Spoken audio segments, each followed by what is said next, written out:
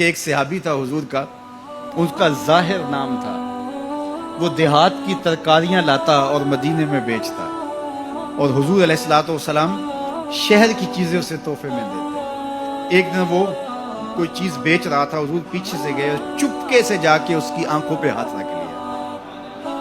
یہ کبھی آپ نے بھی کیا ہوگا، اس کو کہتے ہیں کولی بھرنا۔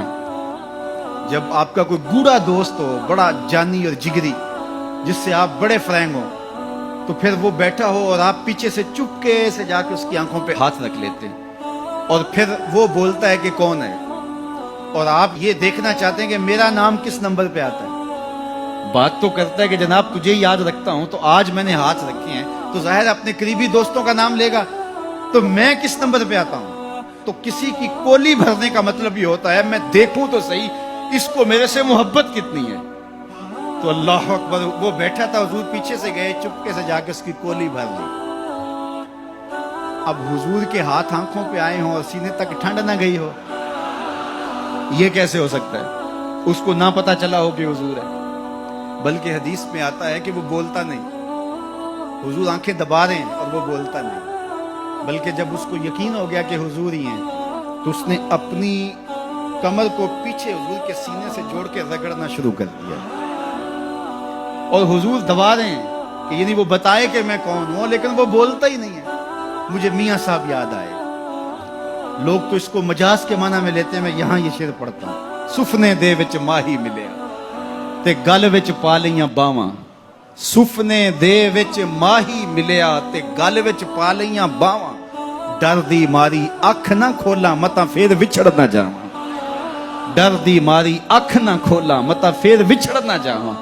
تو حضور آنکھیں دبا رہے ہیں اور وہ نہیں بولتا۔ حضور خود ارشاد فرمایا اس غلام کو کون خریدے گا؟ تو اس نے کہا حضور مجھے کس نے خریدنا ہے، میں تو بہت سستا ہوں۔ فرمایا تو بہت مہنگا ہے۔ اللہ اکبر، تو اللہ کے ہاں بہت مہنگا ہے۔ تو حضور یوں بھی پیار کیا کرتے۔ تو نام کوئی اور تھا، حضور نے لاٹ سے کہا ذوالیدین، وہ دو ہاتھوں والے، نام ہی دو ہاتھوں والا پڑ گیا۔ ایک دن کسی نے حضرت ذوالیدین سے پوچھا کہ یہ تو حضور نے لاٹ سے کہا ذوالیدین، لوگوں نے بھی کہنا شروع کر دیا، نام تو تمہارا کوئی اور ہوگا، بتاؤ تمہارا اصل نام کیا تھا؟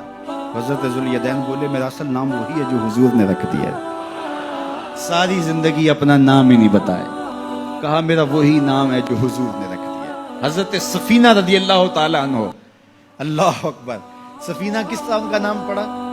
نام اس طرح پڑا کہ جب قافلہ چلتا تھا تو حضرت سفینہ جو ہے وہ پیچھے رہتے ہیں۔ حضور نے کہا کہ تم ذرا پیچھے رہو، قافلے میں سے کسی شخص کی کوئی چیز گری پڑی ہو تو وہ اٹھا لیا کرو۔ پھر قافلہ جہاں پڑاؤ کرتا تو وہ آواز دیتے بھئی کسی کی کوئی شے گم ہے تو وہ مجھ سے لے لے۔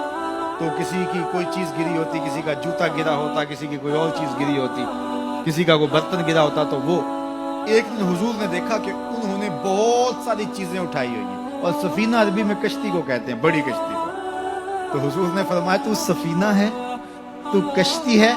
اللہ اکبر، نام ہی سفینہ پڑ گیا۔ ایک قافلے میں بچھڑ گئے، پیچھے رہتے تھے، بچھڑ گئے، قافلہ نکل گیا۔ اب جنگل ہے اور کوئی رستہ سجھائی نہیں دے رہا۔ خیر کیا دیکھا کہ ایک شیر ہے، انسانی بو سونگھ کے حملہ آور ہونے کے لیے آگے بڑھا۔ تو شیر جب قریب آیا نا اور حملہ کرنے لگا، حضرت سفینہ نے شیر کو کیا کہا، سن لو ذرا۔ شیر کو مخاطب ہو کے اس کی آنکھوں میں آنکھیں ڈال کے کہا یا ابل حارث انا مولا رسول اللہ صلی اللہ علیہ وسلم، اے جنگل کے بادشاہ سن، میں رسول اللہ کا غلام ہوں۔ بس آپ کے کہنے کی دیر تھی، اس نے دم ہلانا شروع کر دیا، اور وہ آگے آگے چلتا تھا۔ راوی لکھتا ہے کہ وہ آگے آگے دوڑتا تھا اور آوازیں نکالتا تھا، اور اگر اور کوئی جانور ہوتا تو اس کو بھی کہتا پیچھے ہٹو۔ وہ پروٹوکول گاڑی نہیں ہوتی، وہ پروٹوکول کے طور پہ آگے آگے چل رہا تھا، یہاں تک کہ قافلے تک پہنچا کے پھر واپس آتا ہے۔ جو خدا اور رسول کا ہو جاتا ہے زمانہ اس کا ہو جاتا ہے۔ تو کہا کہ تم کس کی تلاش میں لگے ہو، آؤ ذرا ان کے ہو کے تو دیکھو۔